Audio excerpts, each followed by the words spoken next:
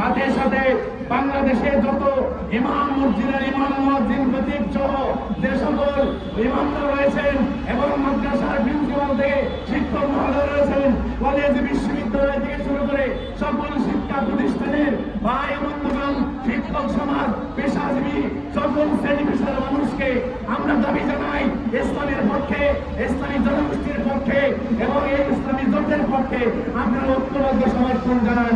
Peer পদ্ধতি প্রতিষ্ঠা হলে আপনারা সবাই সবার অধিকার ফিরে পাবেন। আর যারা শয়তানের পক্ষে অবস্থান নিবে তাদের উদ্দেশ্যে একটি কথা, আপনারা বেশি দিন সাস্টেইন করবেন না, কারণ বাতিল বেশি দিন এই পৃথিবীতে থাকে না। 12 বছর সর্বোচ্চ থাকতে পারে, এর বেশি কোনদিন মিথ্যা প্রতিষ্ঠিত হতে পারে না।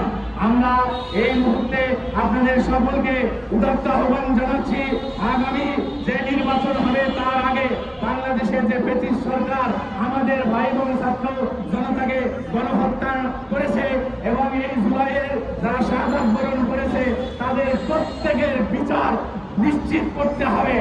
এরপরে যদি নির্বাচনের চিন্তা করতে পারেন।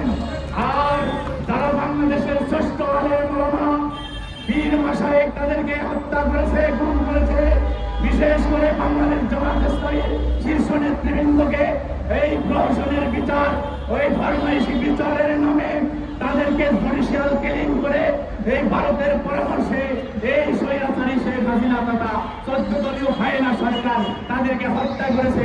এই হত্যাকাণ্ডের বিচার যতক্ষণ না হবে ততক্ষণ পর্যন্ত বাংলাদেশে কোনো নির্বাচন হতে দেওয়া হবে না, হবে না, হবে না। বন্ধুগণ, সকল ভুলভুলের বিচার করতে হবে, পাচারকৃত অর্থ দেশে ফিরিয়ে আনতে হবে, জনগণের অধিকার নিশ্চিত করতে হবে।